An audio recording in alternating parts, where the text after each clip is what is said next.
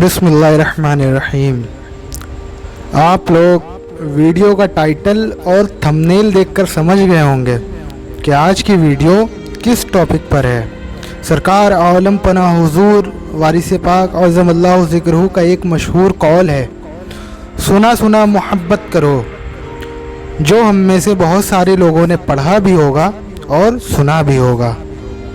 Video को पूरा देखें, बहुत ज़रूरी मालूमात मिलेगी आपको मोहब्बत के मुतालिक और सिलसिला वारसिया में मोहब्बत खुदा की तरफ किस कदर तवज्जो दिलाई गई है और उस मोहब्बत का फ़ायदा क्या है मालूम हो जाएगा। सरकार आलम पनाह हुजूर वारिस पाक अज़्ज़मल्लाहु ज़िक्रुहु ने अपने चाहने मानने वाले अपने हल्का बगोश गुलामों को किसी किस्म की तालीम और तरबियत से किसी वक्त भी महरूम नहीं रखा, चाहे वो दुनियावी तालीम हो या फिर रूहानी। हर एतबार से हमा वक्त तालीम का सिलसिला जारी रखा। उन्हीं तालीमात में एक अजीम तालीम है मोहब्बत खुदा की, जिसकी तलकीन आपने हमेशा फरमाई। सबसे पहले तो समझते हैं कि मोहब्बत करो यानी मोहब्बत खुदा है क्या। मोहब्बत खुदा चंद चीज़ों का नाम है, जो इंसान अपने अंदर उतार ले तो वो सरापा मोहब्बत इलाहिया का पैकर हो जाए, जिसकी पहली शर्त नीयत में खुलूस का होना है, यानी नीयत और कल्ब का अल्लाह के लिए खालिस हो जाना। कल्ब में माँ सिवा अल्लाह के किसी गैर का तसव्वुर भी ना रहे। जो भी करे सिर्फ खुदा की रज़ा और खुशनुदी हासिल करने की गर्ज से करे। दुनिया का दिखावा, रियाकारी, ढोंग जो आजकल होता है कि इंसान अपनी शोहरत के लिए हर अच्छे काम में बढ़ चढ़ कर हिस्सा लेता है, वगैरह नहीं होना चाहिए। हर अमल खुदा की मोहब्बत में खुलूस के साथ अदा होना चाहिए, यहाँ तक सवाब व गुनाह से भी बेपरवाह हो जाना चाहिए। सिर्फ अपने महबूब हकीकी यानी अपने रब की मोहब्बत और रज़ा मकसूद होनी चाहिए। ये मोहब्बत खुदा की पहली सीढ़ी है। और दूसरा मरहला है इल्म नाफ़े यानी तालीम, कुरान और सुन्नत का हुसूल। कुरान पाक तर्जुमे और तफसीर के साथ पढ़ना, नीज़ उनको समझ कर अल्लाह जल्ले मजदहू की मार्फत हासिल करना और उसी में गोता जन होना और गौर व फिक्र करना, क्योंकि कुरान ही ज़ालिकल किताबुल ला रैब फ़ीह हुदल लिल मुत्तक़ीन है। इसी तरह सुन्नत यानी इताअत रसूल मकबूल सल्लल्लाहु अलैहि वसल्लम, हुजूर पाक सल्लल्लाहु अलैहि वसल्लम की हर छोटी बड़ी सुन्नत पर अमल की कोशिश करना। जैसे रोज़मर्रा के मामलात में मसलन हुजूर कैसे चलते थे, हुजूर कैसे बैठते थे, हुजूर कैसे इस्तराहत फरमाते थे, हुजूर के बात करने का अंदाज़ कैसा था, हुजूर लोगों से किस तरह से पेश आते थे, हुजूर के खुर्दो नोश के मामलात कैसे थे। अलगर्ज़ हुजूर पाक सल्लल्लाहु अलैहि वसल्लम के दीनी और दुनियावी मामलात, इन सब पे गौर करना और उसको अमल में लाने की कोशिश करना। जब बंदा कोशिश करेगा तो अल्लाह की तौफीक से अमल भी होगा इंशाअल्लाह। और तीसरा आमाल सालेह, तक़वा, परहेज़गारी, ज़िक्र व फ़िक्र, अशगाल, फ़राइज़ व वाजिबात दीन की पाबंदी, आमाल साले पर तवज्जो, अलगर्ज़ इबादत खुदा वंद कुद्दूस। चौथा अखलाक हसना, हर एक से अच्छे अखलाक से पेश आना, सबसे मोहब्बत व शफ़क़त से पेश आना, किसी की दिल आज़ारी ना करना, बड़ों का अदब और छोटों पर शफ़क़त का ख़याल रखना लाजिम है। किसी के साथ तकब्बुर से बात न करना, किसी को नीचा ना दिखाना, फिर चाहे वो यार हो या गैर। खुलासा ये कि सबके साथ आजिज़ी और हुस्ने सुलूक से पेश आना।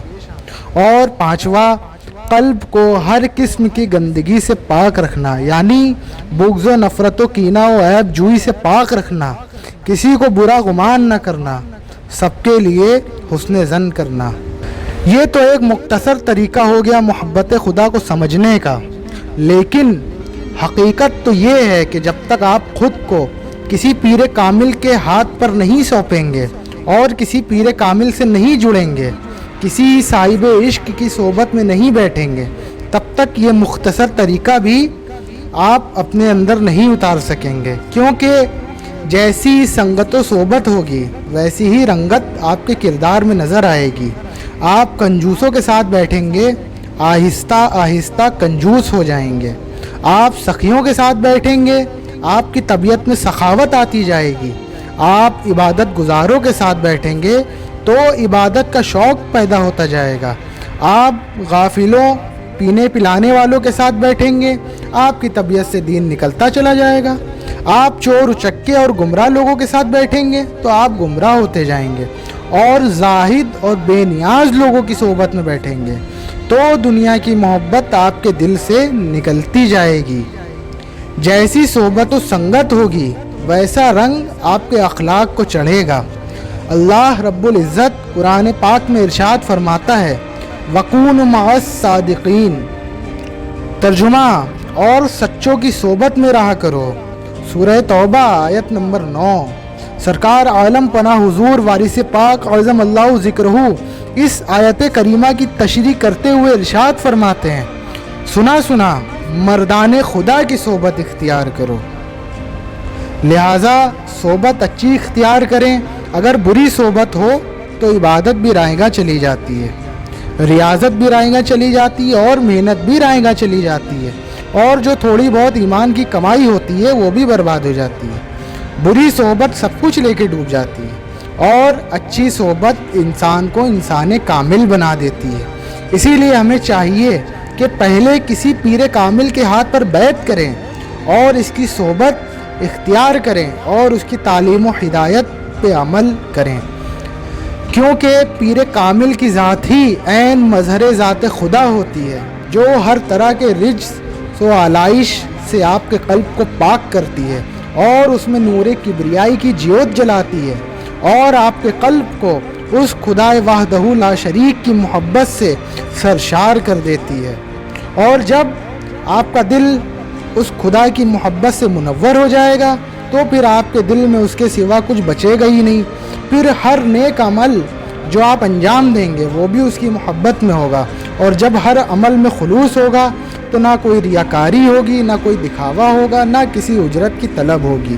اور جب محبت ہوگی تو قرآن بھی پڑھنے میں مزہ آئے گا اور دل لگے گا اس میں، کیونکہ یہ بھی اسی کا کلام ہے جو آپ کا محبوب ہے، اور قرآن تو ہدایت ہے متقین کے لیے۔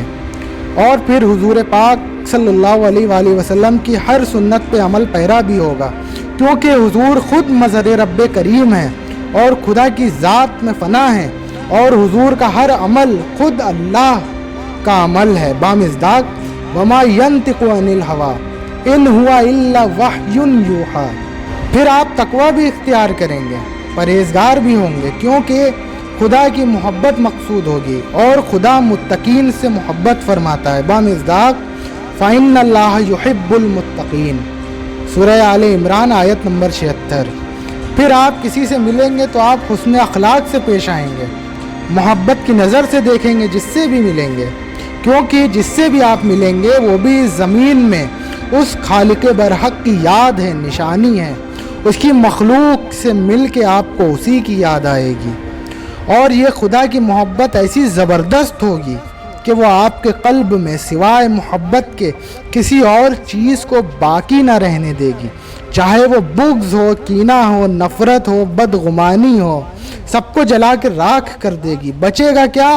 صرف محبت خدا۔ اسی لیے سرکار عالم پناہ حضور وارث پاک نے فرمایا، سنا سنا محبت کرو، سنا سنا محبت کرو۔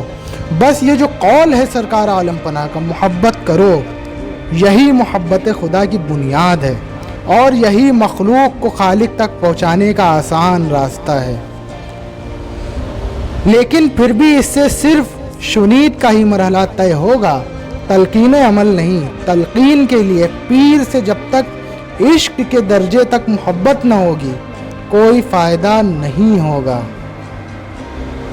ایک خاص بات یہ خلاصہ میرا ذاتی تجزیہ ہے، اس خلاصے میں میں صحیح بھی ہو سکتا ہوں اور غلط بھی ہو سکتا ہوں۔